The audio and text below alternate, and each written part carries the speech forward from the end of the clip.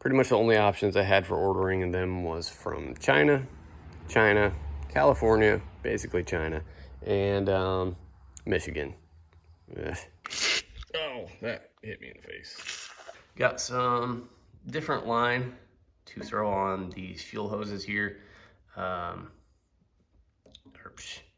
can't think right now. It's too early for me.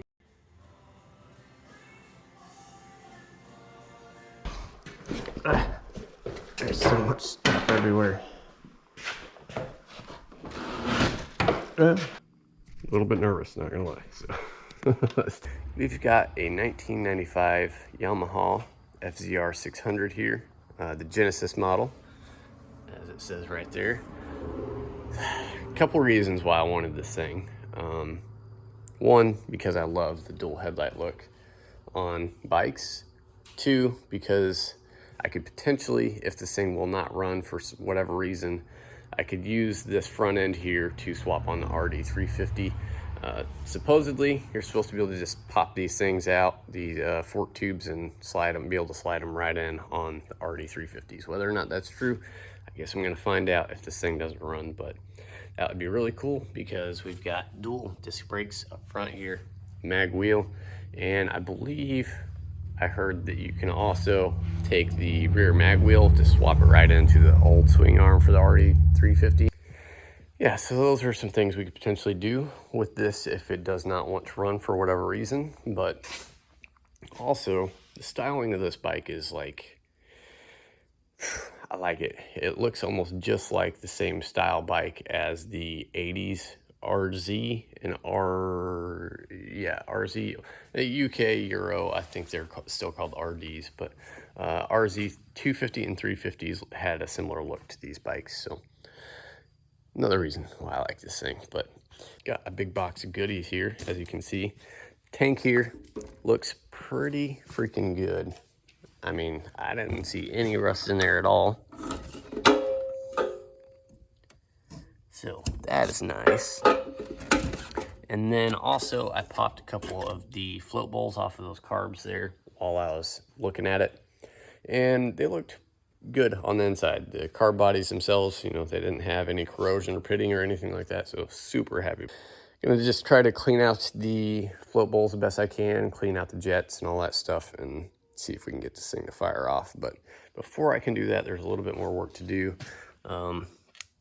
Already pulled one off, but there is some very, very deep cracks in the boots of these things.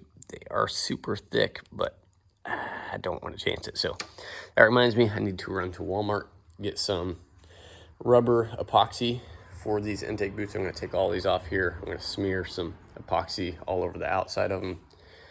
Hopefully seal up all those cracks and stuff like that. I did already go ahead and order some new ones. They were about 55 bucks and should be here, I don't know, about a week or so. Pretty much the only options I had for ordering them was from China, California, basically China, and Michigan. But I got the ones from Michigan, so should only take a couple days to get here, hopefully.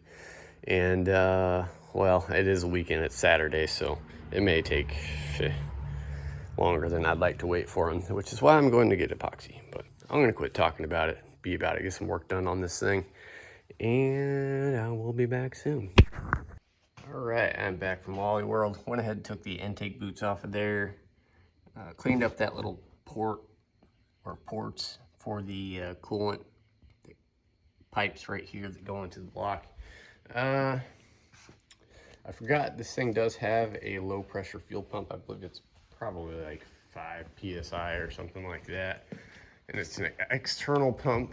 I thought I had one of those that I'd ordered extra for another bike I had in the shop, but this is an internal tank pump, so that's not gonna work. I think though that my brother's CBR 600 has an external fuel pump, and I know he replaced his with a new one. I don't think there was anything wrong with his old one, so I may ask him if I can buy that off him for a few bucks or something.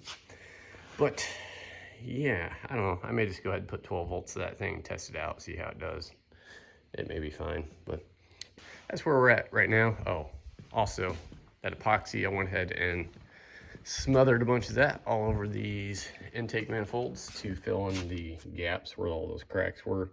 And I think I'm just gonna let this cure for another 10-15 minutes or so, maybe do another little light coat on these.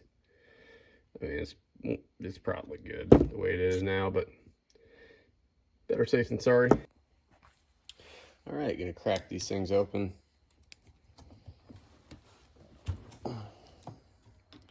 Oh, it's a little bit harder to get open there.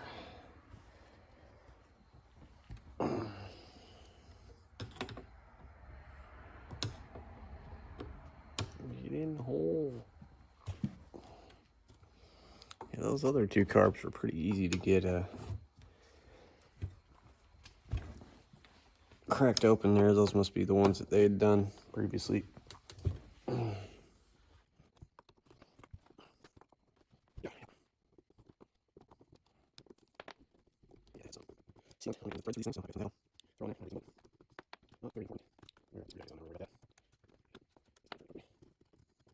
So also when I was checking these cards out, getting inside the testing, so I'm spray before you all these things.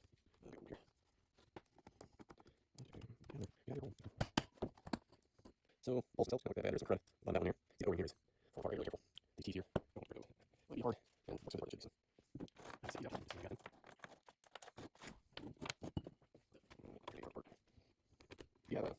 that's the yard that had external. Blood pressure going on. You waste your video. Second one. This got like 2 wire cable cards in it. See that thing?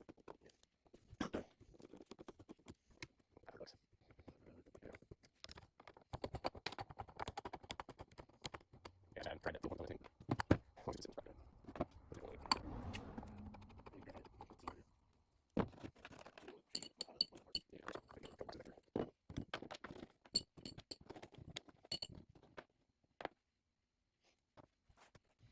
All right, so a little update here.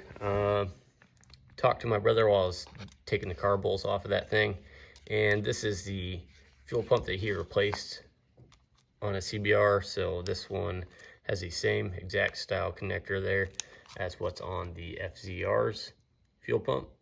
A little bit different. The length is a little bit longer on this one, but I think the diameter, everything's okay. It'll sit in there just fine. Same outputs, input, output on either side.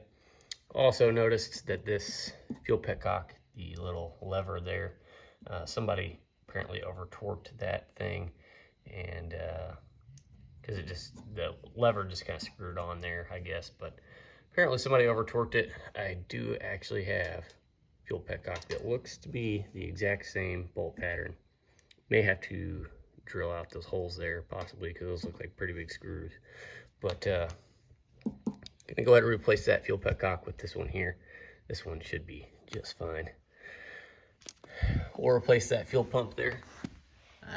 I'm pretty sure that's gonna work just fine as well. But yeah, the carbs, they really don't look too bad. Which one was it? No. Yep, that's the one there. It doesn't look great, so going to soak these things in some PB Blaster. Hopefully I can get all those jets out there with no problems. And yeah, that's the game plan for now. Fill up all these orifices with PB Blaster if I can find it. And also soak the throttle slides, because there is 2 of them that are still stuck. I believe it's these 2 right here. Yeah, these right hand side ones are fine. It's Jesus. Yeah. Let these things soak for a bit. Oh, that hit me in the face. It's a lot of force behind that PB there. But anyway, gonna let these guys soak in some PB for a good minute. So yeah, might not end up getting this all done tonight, but we'll see what we can do here. May just get a little froggy and spray some starting fluid down the ports while it's got no carbs on it. just shut it off real quick because it'll rev to the moon. All right, guys, we got quite a bit more work done here. Went ahead and vacuumed out the whole engine bay area here just so I don't have to worry about stuff like that. Getting in the engine bay, miss those spots, I'm gonna have to do something about that. But I took the sprocket cover off, got the chain off. Super crusty, nasty in there, so I'm gonna have to clean that out still, but cleaned out the inside of this cover. Went ahead and put some high temp grease on the inside of that little throw out bearing thing there. Back tires off as well. Did kind of wipe down all the plastics and stuff like that, so looking a little bit better. Did the same thing with the wheels, but unfortunately a little bit of corrosion underneath the paint, so it's kind of chipping off in some spots, but you know, it's whatever. Cleaned up these new old stock tires here, and we did end up getting our new intake manifold boots in today, and also our Motion Pro clutch cable that I ordered. Only thing we're waiting on now is the new chain to come in, which should be in tomorrow. Looking at that brake caliper just reminded me I need to get a piston compressor tool. I want to kind of work those pistons in those things so they kind of free up and aren't so hard to press in. Then also got some different line to throw on these fuel hoses here. Got some different fuel hoses to throw on the fuel pump here and the fuel filter down there. So these lines here, they're not super flexible. At a certain point it will bend like that, and yeah, that would cut off fuel flow. So I kind of took some wire, baling wire. Actually, I don't know what you'd call that stuff. I can't think right now. It's too early for me. All right, so a lot has been done at this point. Got the front tires put back on there. I compressed the pistons and the calipers on both sides, and then also got the front master cylinder to break loose, and now the front brakes are working really good. I need to do the same thing on the back. I tried it once and it wasn't cooperating properly, so I'll try that again. But anywho, see, I got the plastics on there now. They're not fitting the best in the world, so I'm gonna have to mess with the mounting tabs for those. And then what else? Oh, got the tire on the back as well. Got the chain on there. New clutch cables in there. Sprocket cover, all that stuff's back all together. But yeah, she's pretty well all back together. I've actually started it quite a few times at this point, and there was a pretty potentially serious issue going on there for a minute after heat cycling it a few times. I noticed there was no coolant in it, so I put coolant in it, and then it kind of looked like there was some oil getting into coolant, so I took a look at the oil down there, and it looked like there was coolant in the oil as well. So my first train of thought was that it was more than likely the water pump seal. So took the water pump off there, looked at the seal on the end of that, like the mechanical seal on the rotary shaft of the water pump, and it did not look great. There was two different seals there. There was this one here, which went on the outside, and then there was this smaller one here, which was on the outside of the bearing for that shaft. And I couldn't find one that would work for this online or in the shop or anything, so I actually found one that was, well, I bought another one like the one I had used to replace it, but there's a 12 by 22 by 5 millimeter seal in there. I trimmed the outer wall of it down to make it pretty close to as thin as 2 millimeters as I could. And then I also could not find these online other than just typing in the size specs of the seal itself, and eventually came up with some on Amazon for like $7 or $8. Got two of those. Replaced those seals, put it all back together, put coolant back in it, put some fresh oil in there, and it seems like that has resolved the issue. I did actually go ahead and get a head gasket kit. I was really dreading potentially having to do that, but actually the way this bike is set up, there's like an engine cradle that goes along the bottom side of the engine there, mounts up to the back here.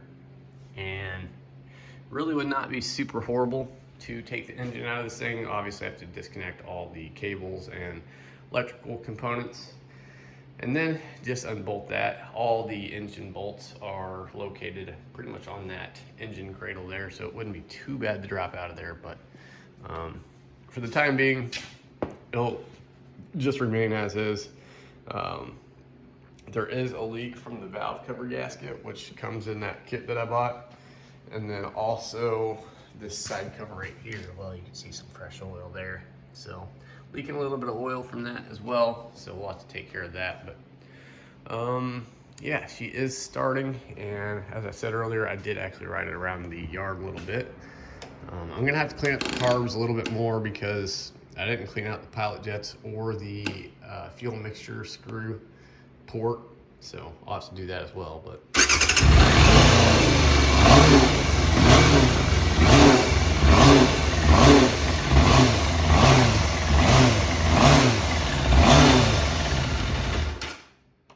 so yeah, she is running fairly decent at the moment, but once I clean the carbs out and everything, it should run quite a bit better.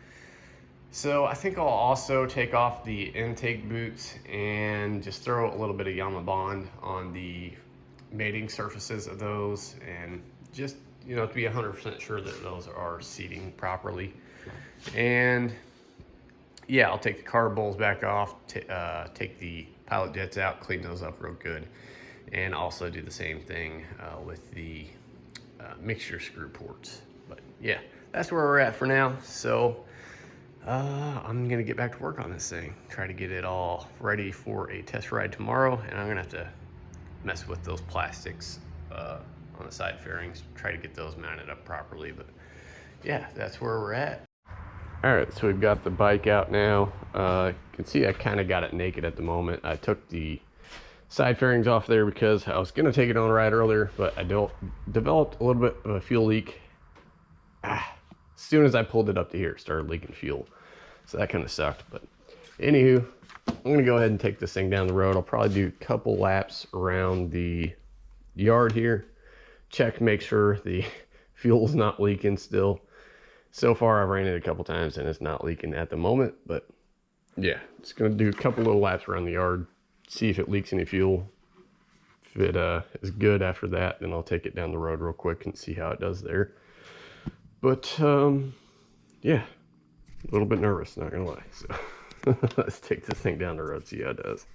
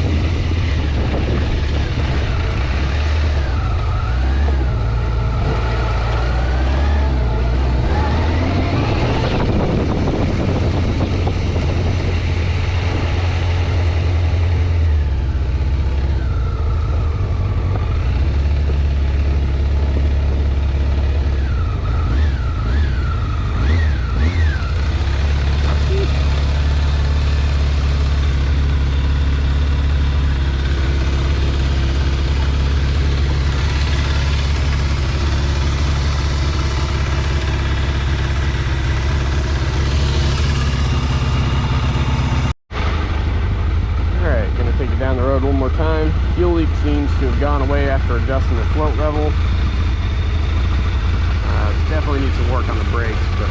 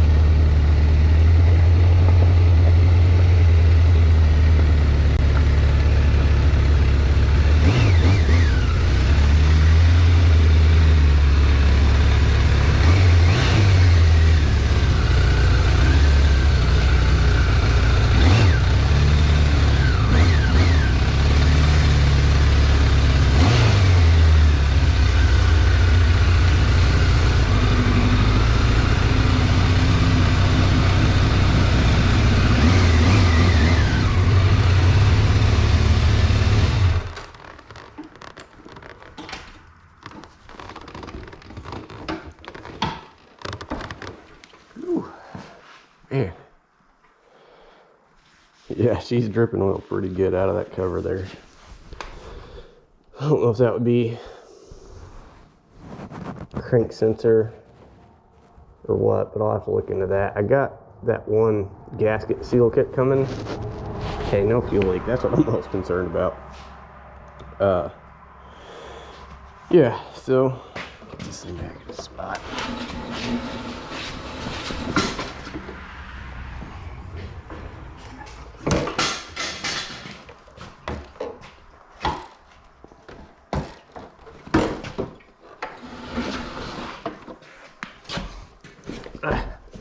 There's so much stuff everywhere.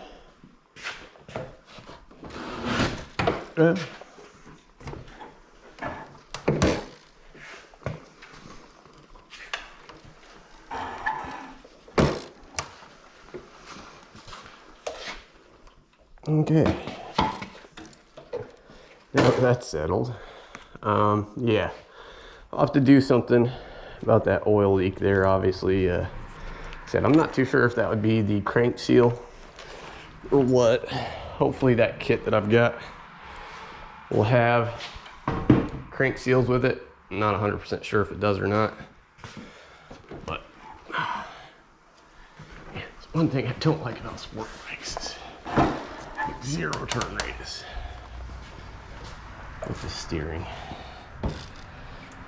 Anywho, whew, that was fun. I was barely getting into it. I gave a little bit of wide open throttle there on the way back, but yeah, it's gonna be a fun bike there. Well, I think that's gonna do it for this video. I did give you guys a little bit of action jacks in there, so I don't know. I'm still waiting on my complete gasket kit for this thing. It seems as if the coolant getting in the oil getting in the coolant situation has been taken care of. There's no longer any coolant in the oil, at least anyway, so that's great. However, there is still an oil leak coming from this case cover right here. I need to adjust that chain some more.